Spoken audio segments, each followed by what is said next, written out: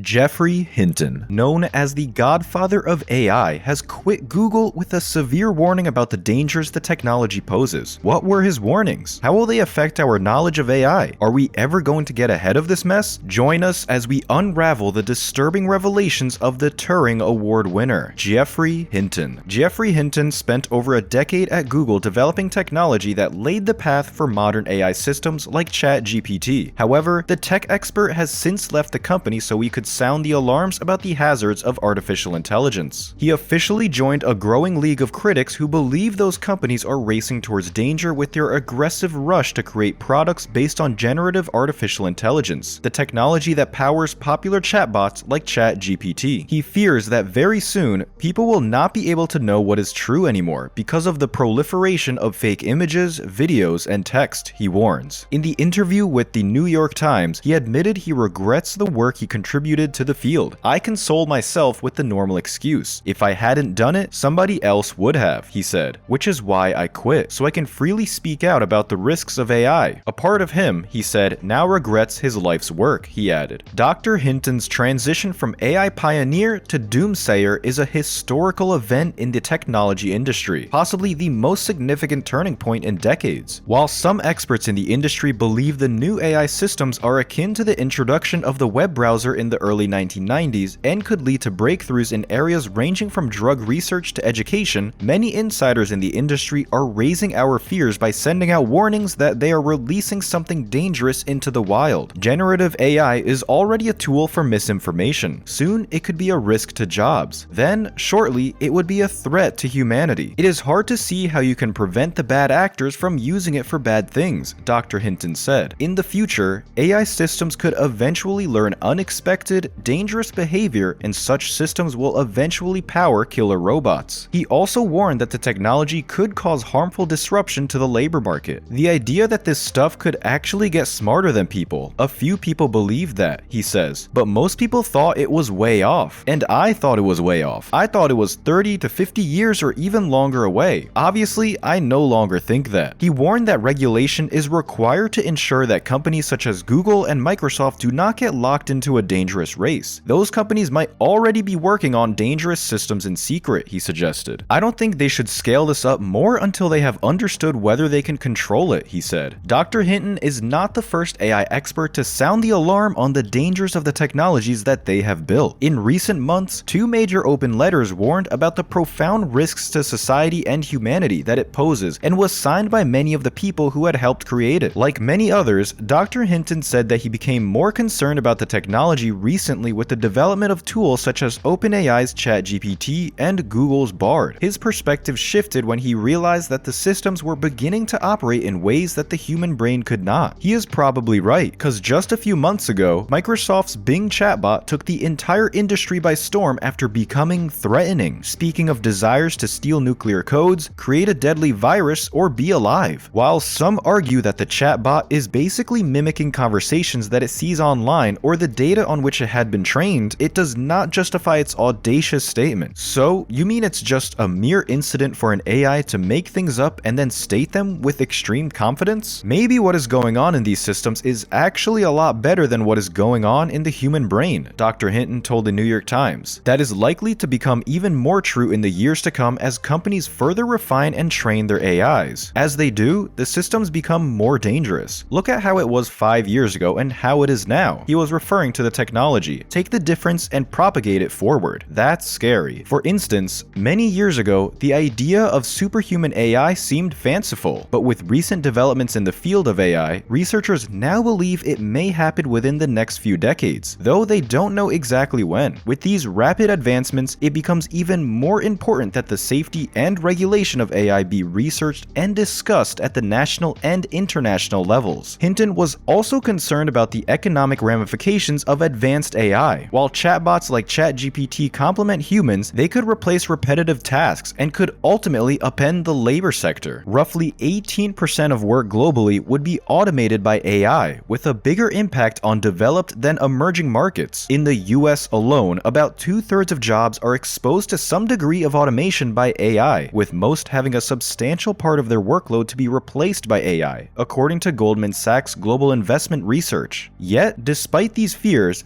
billions of dollars are being poured into generative AI as investors see the potential of technology, according to a recent study from CB Insights. Following the March release of a new version of ChatGPT, over 1,000 experts in the industry and researchers signed an open letter calling for a 6-month freeze on the creation of new systems because AI technologies pose profound risks to society and humanity. Several days later, 19 current and former leaders of the Association of the Advancement of Artificial Intelligence, a 40-year-old academic society, released their own letter warning of the risks of AI. That group included Eric Horvitz, Chief Scientific Officer at Microsoft, which has deployed OpenAI's technology across a wide range of products, including its Bing search engine. Dr. Hinton, though being the godfather of AI, did not sign either of those letters and said he did not want to publicly criticize Google or other companies until he had quit his job. "I don't think we can stop the progress," he said. "I didn't sign the petition saying we should stop working on AI because if people in America stop, people in China wouldn't," but admitted he has no idea of a possible solution or how we can effectively mitigate the impending doom. On the other hand, Apple co-founder Steve Wozniak, who was one of the signatories on the letter, appeared on CNN this morning on Tuesday, echoing concerns about its potential to spread misinformation. He said, "With this AI and any technological advances, we are no happier than we were thousands of years ago. If we seek happiness through this new generation of technologies, we are headed for a mirage." Beyond the future issues, there are real-life risks like consumer privacy, legal issues, AI bias, and more that should be of concern to every individual. Our biggest concern should be physical safety concerns. In 2018, a self-driving car used by the rideshare company Uber hit and killed a pedestrian in a driving accident. In that particular case, the court ruled that the backup driver of the self-driving car was at fault, as she was watching a show on her phone instead of paying attention to her surroundings. Beyond that scenario, there are others that could cause physical harm to humans. If companies rely too much on AI predictions for when maintenance will be done without other checks, it could lead to machinery malfunctions that injure workers. AIs used in healthcare could cause misdiagnoses. And there are many more non-physical ways AI can harm humans, if not carefully regulated. AI could cause issues with digital safety through defamation or slander, or financial safety resulting from the misuse of AI in financial recommendations, credit checks, or via complex schemes that steal or exploit financial information. Lastly, there's the question of legal responsibility, which is interconnected with almost all the other risks. When something goes wrong, or for instance, when a company produces a faulty product that leads to massive loss of life, who is responsible? The AI itself? The programmer who developed it? The company that used it? Or, if there was a human involved, is it the human operator's fault? This begs the question, could AI be intentionally programmed to harm humanity? It's high time we question the intentions of the programmers. Many countries have already banned autonomous weapons in war, but there are other ways AI could be programmed to harm humans. Experts worry that as AI evolves, it may be used for nefarious purposes and harm humanity. In an attempt to achieve that goal, it can influence destructive behaviors. An example of this would be an AI system charged with doing something positive, such as helping to rebuild the environment of an endangered marine critter. However, it may determine that other components of the ecosystem are unimportant and destroy their habitats as a result. Human action to correct or avoid this could likewise be viewed as a threat to its purpose. It is quite challenging and time-consuming to completely align AIs with human goals. Sometimes we can't even predict or control these AIs. They are full of ambiguous and ambitious goals that are worrisome. Attempting to control them might even trigger an AI revolt. At this stage, the need to keep humans safe and to ensure that proper regulations are in place to ensure that AI acts as it should is paramount. The risks may not seem immediate, but addressing them now can prevent much worse outcomes in the future. Enjoyed this video? Now watch this one.